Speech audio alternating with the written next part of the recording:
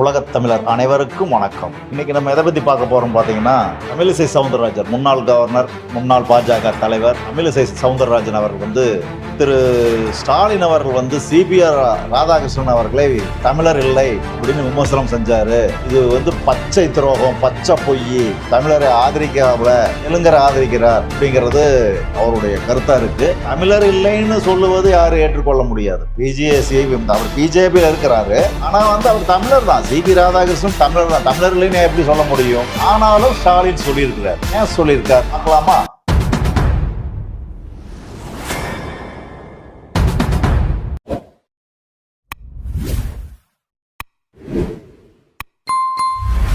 அதாவது அவரு ஸ்டாலின் குறிப்பிடுறத என்ன எந்த வகையில் அவர் குறிப்பிடுறாரா, ஸ்டாலின் ஒரு தெலுங்கர், அவரு எதிர்த்து போட்டிடுற அவரும் தெலுங்கர் தான். அந்த வகையில் அவர் ஆதரிக்கிறார் அப்படின்னு அது ஒரு இதாக கற்பனையாக தான் எடுத்துக்க முடியுமா, தவிர சும்மா அப்படிலாம் கிடையாது. சுதர்சன் ரெட்டி ஒரு நீதியரசர், அவ்வளோதான்.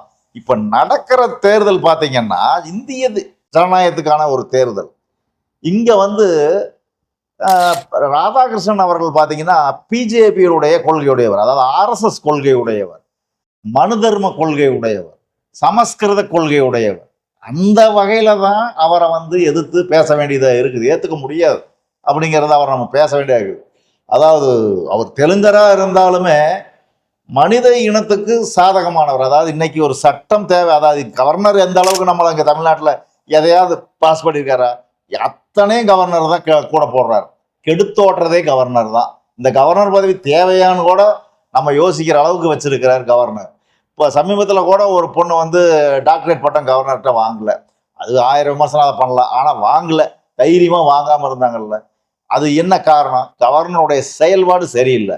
இப்போ அது மாதிரி அது ஏன்னா அவர் பிஜேபி தான்.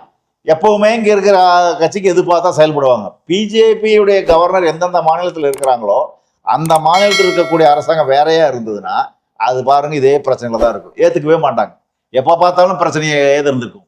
இப்ப அந்த மாதிரிதான் சிபிஆர் தமிழர், அதுல மாற்றம் இல்லை. ஆனா அவர் ஏற்றுக்கொண்ட கொள்கைங்கிறது சமஸ்கிருத கொள்கையா இருக்குது.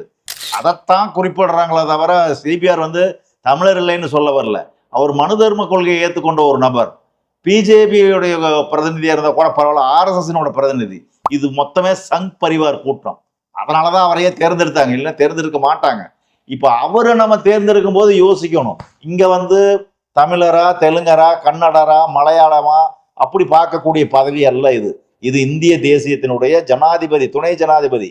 அந்த பதவி இந்தியாவை ஆளுகிற ஒரு பதவி. அந்த இடத்துல இருக்கிறவர் ஒரு சட்டம் தெரிஞ்சவரா, பிஜேபியை ஆதரிக்காதவரா இருக்கணும் அப்படிங்கிறதுலாம் எங்களுக்கும் உடன்பாடு.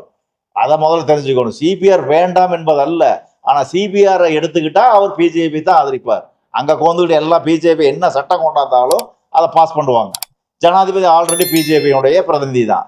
துணை ஜனாதிபதி அவங்களா இருக்கும்போது ஈஸியா எல்லா சட்டத்தையும் அவங்க பாஸ் பண்ணிட்டே இருப்பாங்க.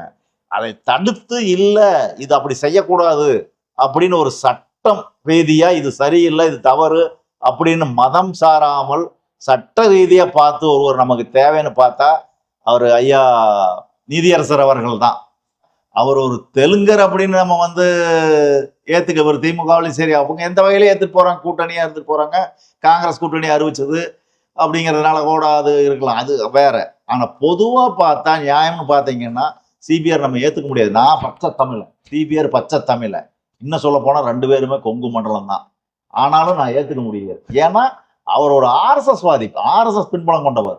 மனு தர்மத்தை தான் இங்க நிலநாட்டுவாங்க. அது ஏற்றுக்கொள்ள முடியாது. மனித இனத்துக்கே விரோதமான ஒண்ணு. அதனாலதான் இந்த வார்த்தையை ஸ்டாலின் சொல்லியிருக்கார். இது தமிழிசை சவுந்தரராஜன் நன்றாக தெரியும், புரிந்து கொள்ள வேண்டும். நீங்களும் புரிந்து கொள்ளுங்கள்.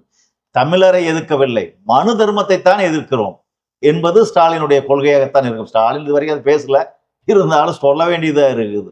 ஏன்னா நமக்கு மனு தர்மங்கிறது ஆகாது. அதை எதிர்த்து களமாடக்கூடிய இதை நான் உங்களுக்கு தெளிவுபடுத்துகிறேன். இது என்னுடைய கடமை. அதற்கான காணொலியில் தான் இது. உங்களுக்கான கருத்துக்கள் ஏதாவது இருந்தால் கமெண்ட் பாக்ஸ்ல நீங்க சொல்லுங்க. சிபி ராதாகிருஷ்ணனா அல்லது நீதியரசரா என்பதை நீங்களே பார்த்து கமெண்ட் பாக்ஸ்ல பதிவு பண்ணுங்க. நன்றி, வணக்கம்.